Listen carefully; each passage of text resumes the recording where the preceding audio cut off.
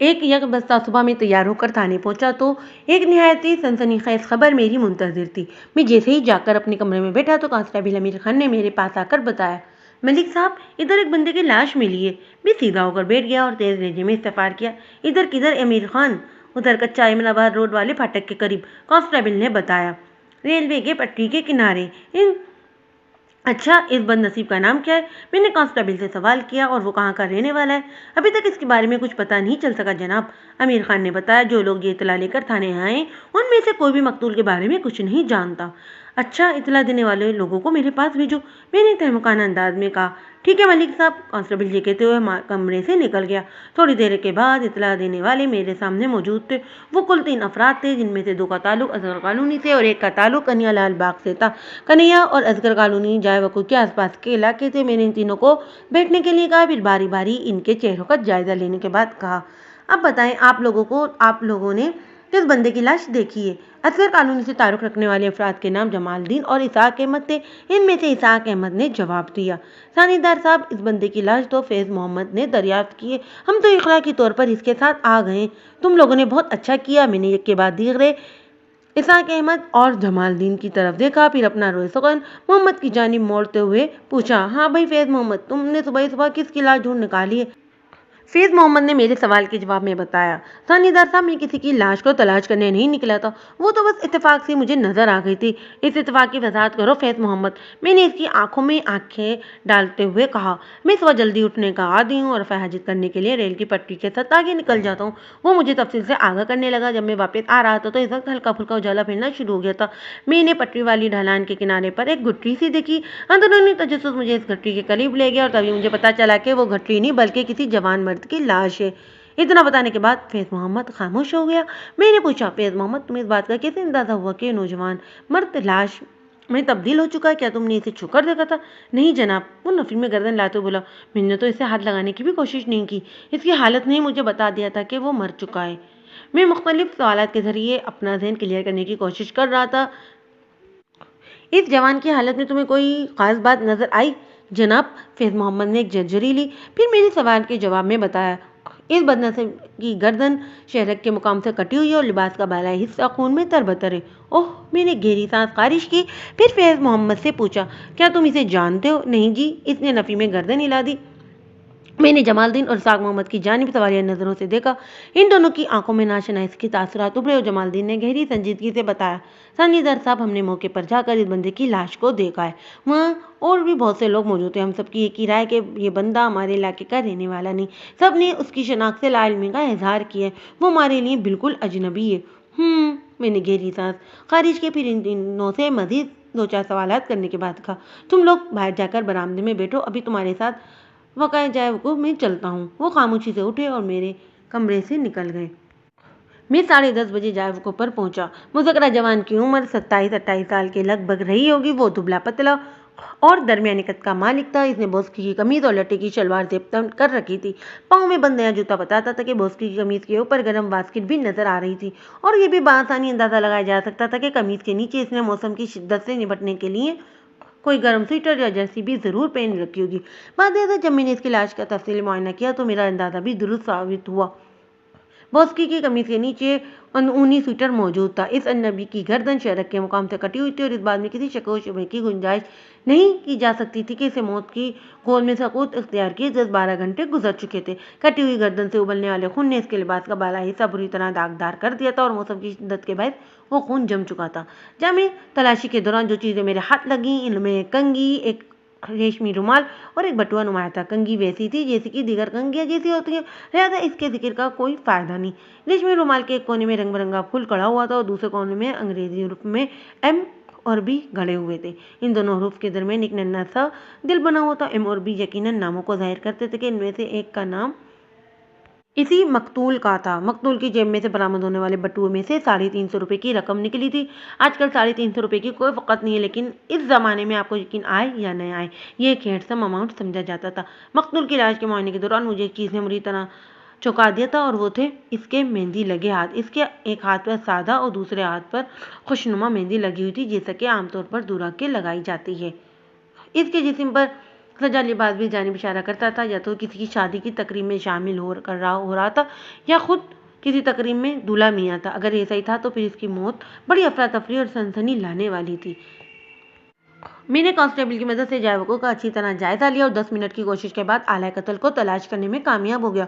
وہ ایک تیزدھار خنجر تھا، مجھے ایک گندے پانی والی نالی کے قریب گھاس میں پڑا ملا تھا۔ خنجر کے خطرناک پھل پر خون جمع ہوا تھا۔ متاندازے کے مطابق خنجر کے پھل پر دکھائی دینے والا خون اسی مقتول جوان کا تھا۔ میں نے موقع پر موجود افراد میں سے 3-4 سے پوچھ گچھ بھی کی، لیکن ان میں سے کوئی بھی اس مقتول شخص اور اسے پہچاننے والے اس خونی واقعے پر روشنی نہ ڈال سکا۔ وہ سب کے لیے قطعی اجنبی تھا۔ اب سب سے پہلا سوال یہ اٹھتا تھا کہ جب اس اللہ کے بندے کو وہاں کوئی نہیں جانتا تو پھر وہ تھا کون، کہاں سے بن سور کر آیا تھا اور اس کا قاتل کون ہو سکتا تھا۔ اس کے علاوہ بھی معتدل سوال میرے سامنے تھے، لیکن مجھے ان میں سے کسی کا بھی جواب نہیں مل رہا تھا۔ یہ خاصی مایوس کن صورتحال تھی۔ میں نے مشین نامہ تیار کرنے کے بعد اس اجنبی شخص کی لاش کو کانسٹیبل کے ساتھ ایک تانگے پر سوار کر کے سرکاری اسپتال بھجوا دیا اور خود بھی اس تانگے پر بیٹھ کر تھانے آ گیا۔ تھانہ صدر جی روڈ پر واقع تھا اور سرکاری اسپتال جاتے ہوئے تھانہ راستے میں پڑتا تھا۔ ہم لوگ اسی تھانے پر سوار ہو کر تھانے سے جائے وقوع پہنچے تھے۔ قتل کی یہ واردات بڑی عجیب و غریب تھی۔ مقتول کو اس علاقے میں کوئی بھی نہیں جانتا تھا، جس کا واضح مطلب یہی تھا کہ وہ کسی اور علاقے کا رہنے والا تھا۔ یہ بڑے اہم سوالات تھے اور ان کے جوابات ہی مجھے اس کے قاتل تک پہنچا سکتے تھے۔ فی الحال میرے ہاتھ میں کچھ نہیں تھا۔ جائے وقوع سے موجود جو مجھے آلۂ قتل ملا تھا وہ بھی میں نے لیبارٹری میں ٹیسٹ کروانے کے لیے لاش کے ساتھ ہی بھجوا دیا تھا۔ جیسا کہ میں نے آپ کو بتایا ہے کہ 10 جنوری کا دن تھا اور خشکی اور دھند سے بھرپور دن۔ شام تک میں اپنے کمرے میں بیٹھا اس جوان مقتول کے بارے میں سوچتا رہا۔ اس کے مہندی لگے ہاتھ بار بار میری نگاہوں میں چمکنے لگتے اور رہ کر مجھے خیال آنے لگتا کہ وہ کوئی دولہا تھا اور جو اجنبی جگہ پر بڑی بے دردی سے موت کے گھاٹ اتار دیا گیا تھا۔ اس اجنبی مقتول کے مہندی لگے ہاتھوں کے اکسانے پر میں نے گرد و نواح کے تمام علاقوں میں بندے دوڑا کر یہ معلوم کرنے کی کوشش کی کہ کہیں کوئی شادی کی تقریب تو منعقد نہیں ہوتی، لیکن آس پاس اور دور دراز کے کسی علاقوں میں بھی پچھلے ایک ہفتے سے شادی بیاہ کی کوئی ترکیب منعقد نہیں ہوتی۔ گویا اس اجنبی شخص کی پراسرار موت میرے لیے ایک معمہ بن گئی تھی۔ میں نے یہی سوچا تھا کہ پوسٹ مارٹم کی رپورٹ کا انتظار کروں گا، ہو سکتا ہے جب تک مقتول کو ڈھونڈتا ڈھونڈاتا کوئی درا نکلے اور تفتیش کی گاڑی کو آگے بڑھنے کا موقع مل جائے۔ میں نے یہی طے کیا تھا کہ اگر کوئی بھی سرا ہاتھ نہ آیا تو میں مقتول کی لاش کے 1-2 فوٹو نکلوا کر 3-4 متلاشی ٹیمیں ترتیب دے کر اجنبی مقتول کے حوالے سے معلومات حاصل کرنے کی مہم چلاؤں گا۔ مجھے اپنی محنت اور اللہ کی رحمت سے بھی امید تھی کہ میں بہت جلد یہ نامعلوم مقتول کا سراغ لگا لوں گا، بلکہ اس کے قاتل تک بھی رسائی حاصل کرنے میں کامیاب ہو جاؤں گا۔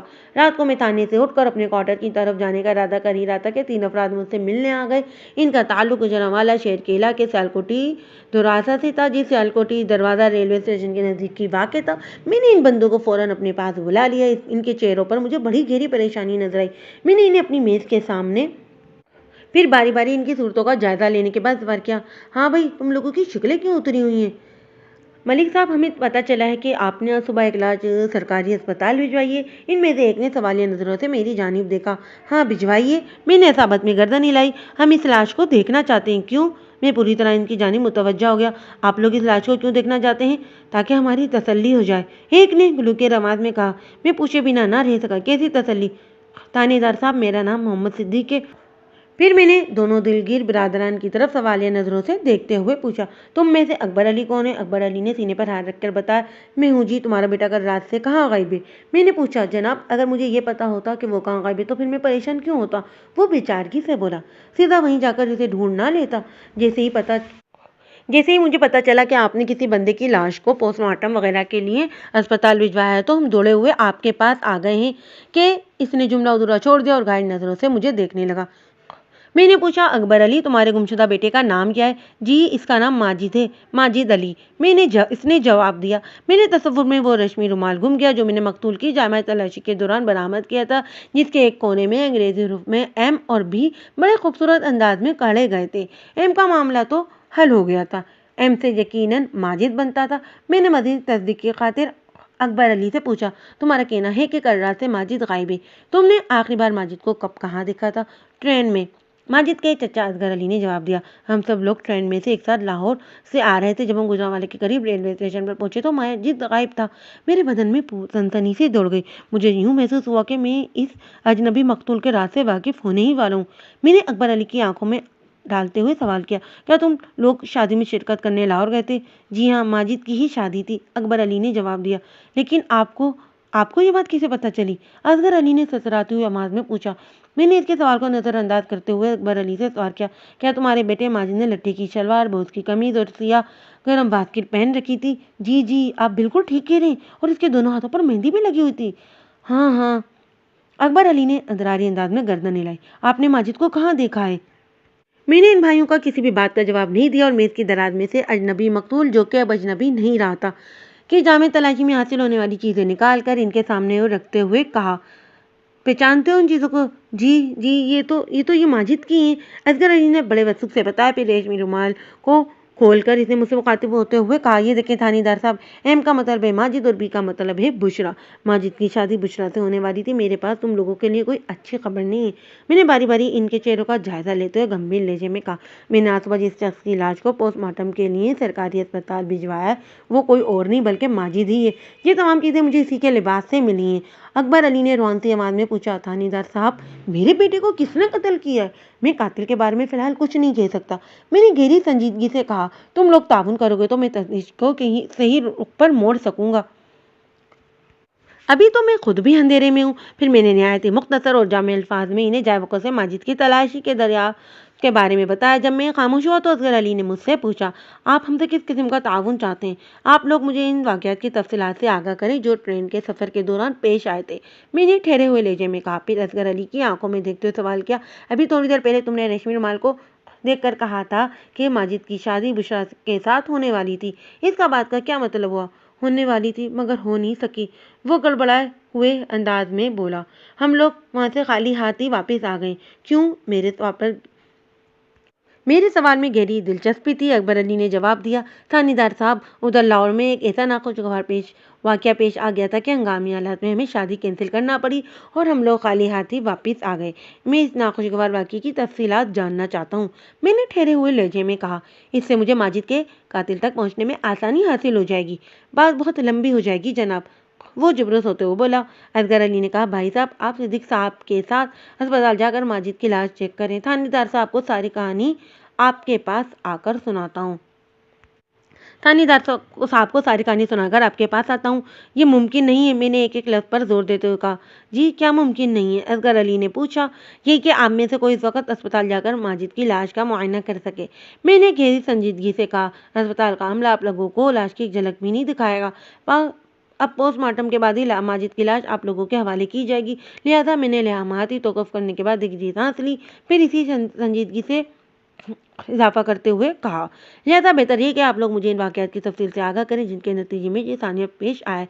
इस चक्कर में ना रहें कि बात लंबी हो जाएगी या मुख्तसर रहेगी। मैं यहाँ आप लोगों की बातें और कहानियाँ सुनने के लिए ही तो बैठा हूँ।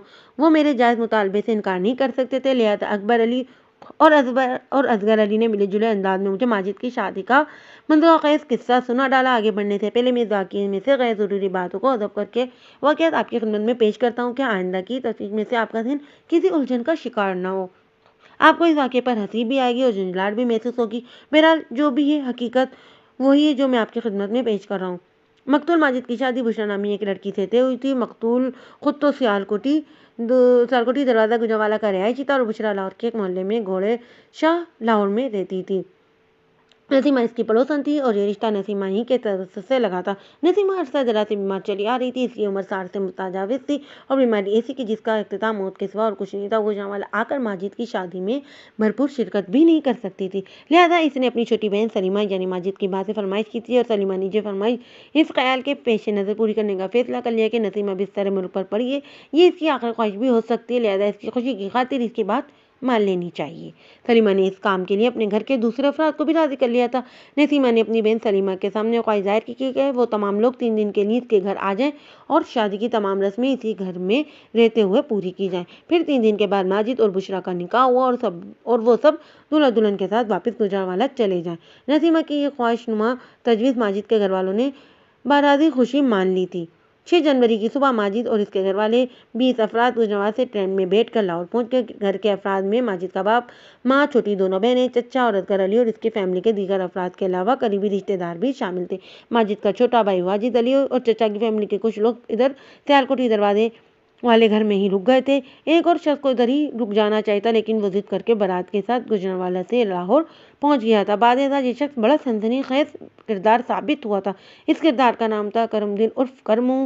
عمر 70 سے متجاوز، سر اور داڑھی کے بال 100%، کمر جھکی ہوئی، ہاتھ میں بیساکھی، بنا اتنی کم کہ مشکل لوگوں کے چہروں کو پہچان پاتا تھا۔ سماج بھی گزارے لائق تھی اور صحت بھی مخدوش اور قابل رحم۔ یہ شخص رشتے میں مقتول ماجد کا نانا جان تھا، انہی کے گھر میں یہ رہائش پذیر تھا۔ سلیمہ نے اپنی بہن نسیمہ کی خواہش پوری کرنے کے لیے شادی کی تمام تقریب اس کے گھر میں منتقل کر دی تھی، تو وہ اپنے باپ کی فرمائش کو کیسے رد کر سکتی تھی؟ سب کچھ حسب پروگرام دھیرے دھیرے آگے بڑھ رہا تھا۔ یہ لوگ 6 جنوری کی دوپہر کو لاہور پہنچ گئے تھے اور اسی شام سے مختلف رسموں کا آغاز ہو گیا تھا۔ ماجد اور بشریٰ کی نکاح کے لیے 10 جنوری کی صبح کا وقت طے کیا گیا تھا۔ یہ لوگ دوپہر کا کھانا کھانے گھوڑے شاہ لاہور میں کھاتے اور شام سے پہلے دلہن کو لے کر واپس گجرانوالہ پہنچ جاتے، لیکن 9 جنوری کی صبح ایک ایسا واقعہ پیش آیا کہ شادی کا پروگرام کو کھاتے چلا گیا، اور یہ سب کچھ کرمو بابا کی وجہ سے پیش آیا تھا۔ کرمو روزانہ گھر سے غائب ہو جاتا تھا اور پھر تک واپس آ جاتا تھا۔ یہ بات کسی کی سمجھ میں نہیں آ رہی تھی وہ کہاں اور کس کام کے لیے جاتا تھا۔ سلیمہ نے غیر حاضر کے بارے میں جب بھی اسے سوال کیا تو یہ کہہ کر اسے مطمئن کر دیتا، جھیلے میں نے کہاں جانا، میں تو ادھر ہی تھا۔ ابا جی آپ ادھر ہوتے تو مجھے ضرور نظر آتے، سلیمہ نے الجھن زدہ انداز میں کہا۔ پتہ نہیں کہاں غائب ہو جاتے ہیں، میں گھر کے اندر نہیں تھا سلیمہ، کرمو نے جواب دیا، ذرا باہر نکل گیا تھا۔ باہر کہاں؟ سلیمہ نے پوچھا۔ میں ذرا دھوپ سیکنے ادھر دوسری گلی میں چلا گیا تھا، کرمو وضاحت کرتے ہوئے بولا۔ ادھر ایک تھلے پر ہی بڑی کراری دھوپ تھی، میں ادھر ہی بیٹھ گیا۔ سلیمہ نے کرمو کی وضاحت کے بعد مزید ذرا کی بحث ضرورت محسوس نہ کی، کیونکہ ایک تو کرمو کے ساتھ بات کرنے کے لیے کافی اونچی آواز میں بولنا پڑتا تھا، اس کی سماعت کافی کمزور تھی، دوسرے کرمو نے بڑی معقول دلیل پیش کی تھی۔ دن ایک ایک گھنٹہ سے رکھ کر آگے بڑھ رہے تھے۔ کرمو روزانہ ہی گھر سے باہر نکل جاتا تھا اور صبح کے بعد واپس آ جاتا۔ تشویش کی بات چونکہ کوئی نہیں تھی لہذا سلیمہ مطمئن تھی، مگر اس کا اطمینان اس دیر ثابت نہیں ہو سکا تھا۔ 9 جنوری کی صبح بڑی قیامت خیز ثابت ہوئی تھی۔ اکبر علی کرمو کو یاد آئی اور کوئی 10 بجے کے قریب اس نے اپنی بیوی سے پوچھا، چاچا کرمو کہاں ہیں؟ ادھر گھر میں ہی ہوں گے ابا جی، سلیمہ نے سرسری لہجے میں جواب دیا۔ میں نے چاچا کو پورے گھر میں ڈھونڈ لیا ہے، وہ کہیں نظر نہیں آئے تو تم سے پوچھ رہا ہوں۔ اوہ یاد ہے، ابا جی کو ادھر دوسری گلی کے تھلے میں دیکھا تھا، وہ وہاں آپ کو مل جائیں گے۔ دوسری گلی کے تھلے پر اکبر علی نے عجیب سی نظروں سے اپنی بیوی کو دیکھا۔ وہ تھلے پر بیٹھ کر کیا کر رہے تھے؟ کہہ رہے تھے تھلے پر بڑی اچھی دھوپ آتی ہے، سلیمہ نے بتایا، وہ 4-5 گھنٹے ادھر ہی گزار کر آتے ہیں۔ ٹھیک ہے میں ادھر ہی دیکھ لیتا ہوں، پر آپ کو ابا جی سے کیا کام ہے آ کر بتاؤں گا۔ اکبر علی یہ کہتے ہوئے گھر سے نکل گیا۔ جب اکبر علی کو مذکورہ تھلے پر پہنچا تو ایک منظر دیکھ کر دھنک رہ گیا۔ پہلے تو اسے اپنی آنکھوں پر یقین نہیں آیا، لیکن یقین کے سوا کوئی چارہ بھی نہیں تھا۔ وہ آنکھوں دیکھی حقیقت کسی خواب کے پٹے میں نہیں ڈال سکتا تھا، اور حقیقت بہت ہی نازک اور تلخ تھی۔ کرم الدین عرف کرمو دیوار سے ٹیک لگائے، آنکھیں بند کیے تھلے کے کنارے پر بیٹھا تھا، اس کا اندازہ بھی قریب ہی پڑا تھا۔ یہ سب تو عین قابل یقین اور نارمل تھا۔ جس چیز نے اکبر علی کے کل کے پنجے اڑا دیے وہ بڑی انوکھی اور شرمناک تھی۔ کرمو کے سامنے تھلے پر بہت سے کرنسی سکے پھینکے نظر آ رہے تھے، گویا اکبر علی کا سسر اس تھلے پر بیٹھ کر بھیک مانگ رہا تھا۔ اکبر علی نے دانش مندی کا مظاہرہ کرتے ہوئے وقوع پر کسی قسم کی ہنگامہ آرائی مناسب نہ سمجھی اور کرمو کو پہلی فرصت میں وہاں سے اٹھا کر گھر لے آیا۔ وہ جس مقصد سے تھوڑی دیر پہلے کرمو کو ڈھونڈ رہا تھا وہ پسے پش چلا گیا اور وہ خاصے جارحانہ انداز میں اپنے سسر سے باز پوچھ کرنے لگا۔ سلیمہ بھی کمرے میں موجود تھی۔ اکبر علی نے آواز دھیمی رکھتے ہوئے سلیمہ سے کہا، پتہ ہے تمہارے ابا جی ادھر تھلے پر بیٹھ کر کیا گھول کھلا رہے تھے؟ کیوں کیا ہوا؟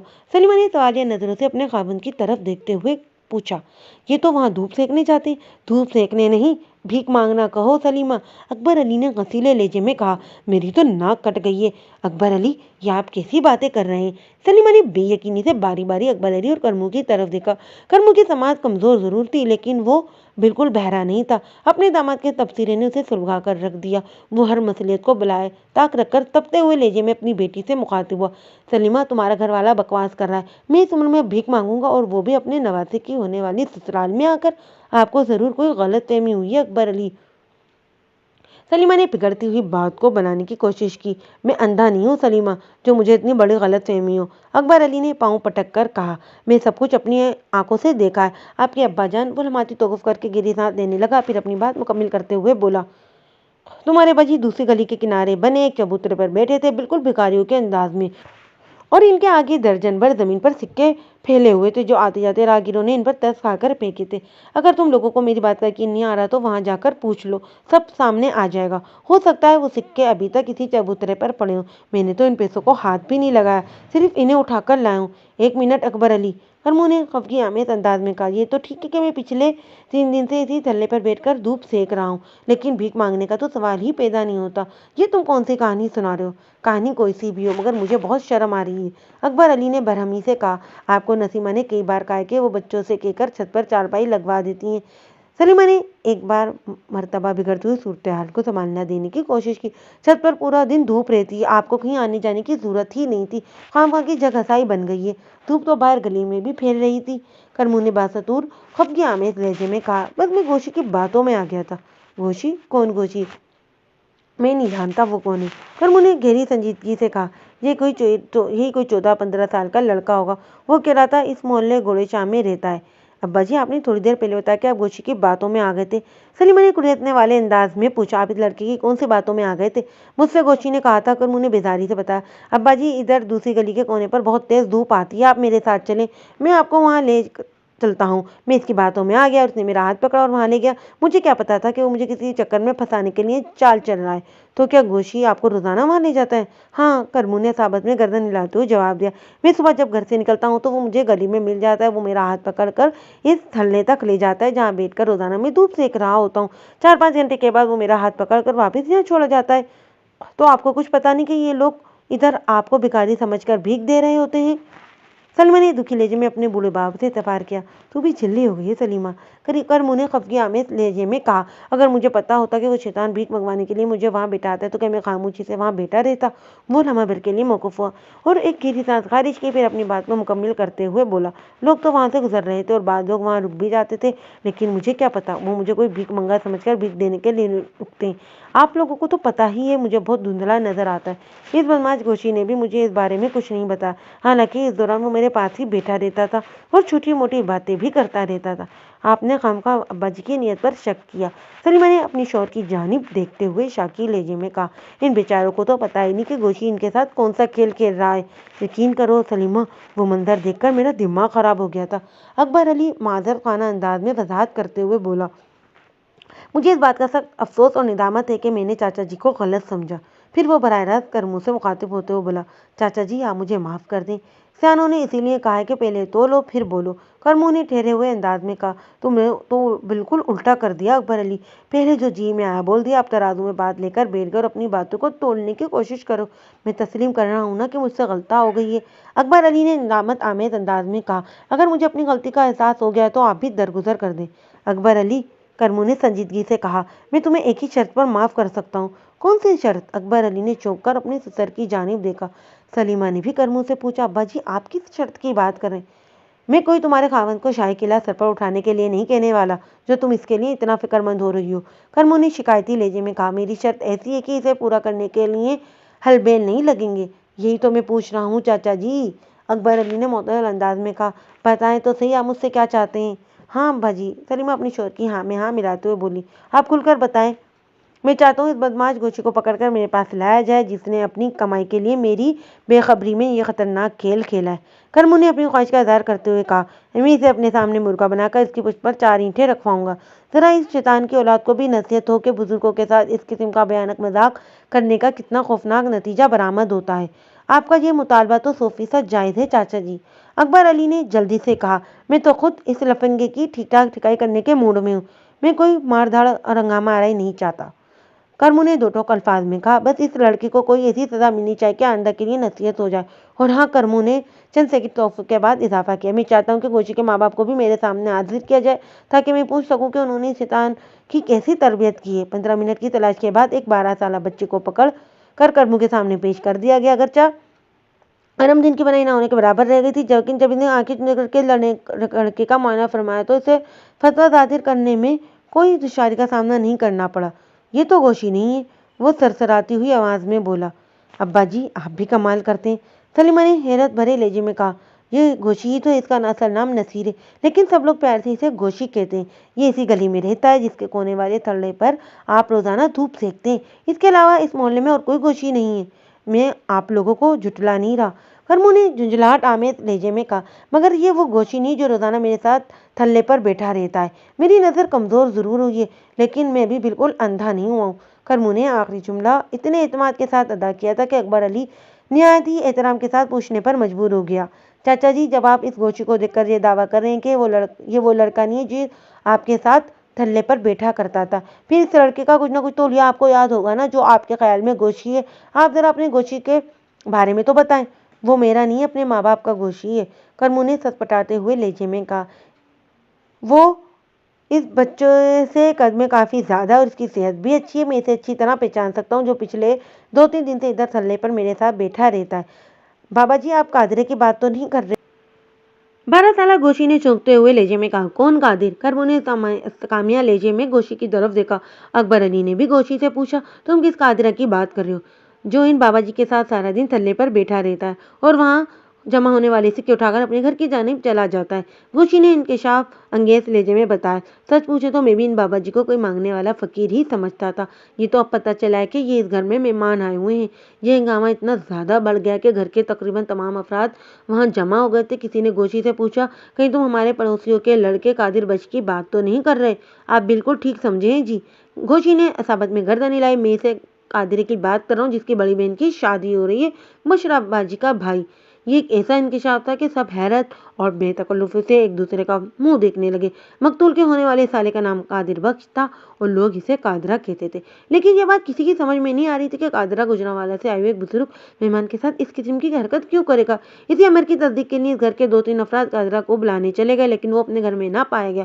بشرا کے گھر والوں کو قادرہ کے کارنامے کی خبر ہوئی۔ پہلے تو اسے یقین ہی نہیں آیا، پھر یقین کی منزل تک رسائی حاصل کرنے کے لیے قادرہ کی تلاش کا کام شروع ہوا۔ 15-20 منٹ کی تلاش کے بعد قادرہ کو ڈھونڈ کر کرمو کے سامنے پیش کر دیا گیا۔ کرمو نے اسے دیکھتے ہی پہچان لیا اور بڑے وسوخ سے بولا، وہ لفنگا یہی ہے جو خود کو گوشی کہتا تھا اور مجھے روزانہ اس تھلے تک لے جاتا تھا۔ مجھے کیا پتا یہ مجھے بھکاری بنا کر اپنی جیبیں بھر رہا تھا۔ ان بابا جی کا دماغ خراب ہو گیا ہے۔ قادر بخش قادرہ نے اپنا دفاع کرتے ہوئے کہا، میں نے ان کے ساتھ ایسا کچھ نہیں کیا۔ تم جھوٹ بول رہے ہو قادر، گوشی نے جارحانہ انداز میں کہا۔ میں نے خود اپنی آنکھوں سے دیکھا ہے، تم سارے پیسے اٹھا کر گھر لے جاتے ہو۔ گوشی، تم بکواس کر رہے ہو۔ قادر نے گوشی کو آنکھیں دکھائی، مجھ پر الزام لگانے سے تمہیں کوئی فائدہ حاصل نہیں ہوگا۔ قادر اپنا دفاع تو کر رہا تھا لیکن اس کے دلائل میں کوئی دم نہیں تھا۔ اس کے مکروہ فریب کا بھانڈا پھوٹ چکا تھا۔ اکبر علی کو اس بات کی بڑی تکلیف تھی کہ دلہن کے چھوٹے بھائی نے اس کے گھر کے ایک بزرگ کے ساتھ بڑا گھٹیا اور بھیانک مذاق کیا تھا۔ اس نے جب کڑے انداز میں قادر سے بات پرس کی تو قادرہ بدتمیزی پر اتر آیا۔ جواب میں اکبر علی نے اس کے گال پر ایک زناٹے دار تھپڑ جڑ دیا۔ یہ بات چھپنے والی تو تھی نہیں، قادرہ کے والدین بھی جائے وقوع پر پہنچ گئے۔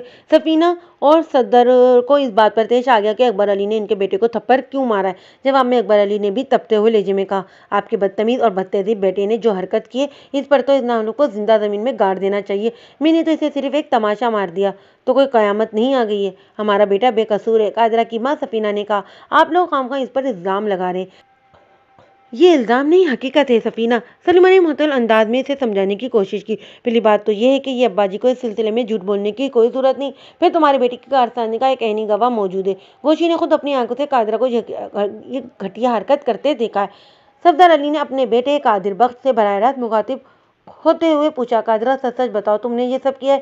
نہیں ابا جی، وہ کھن آنکھوں سے کرمو کی طرف دیکھتے ہوئے بولا، میں بھلا ایسا کیوں کروں گا؟ مجھے پتا ہے یہ بابا جی گجرانوالہ کے مہمانوں کے ساتھ آئے ہیں۔ صفدر علی نے اپنے بیٹے کے بیان کو معتبر جانا اور بڑے روکھے پھیکے انداز میں اکبر علی سے کہا، مجھے امید نہیں تھی کہ آپ لوگ میرے بیٹے پر ایسا گھناؤنا الزام لگائیں گے۔ میں تو بشرا کا رشتہ کر کے پچھتا رہا ہوں۔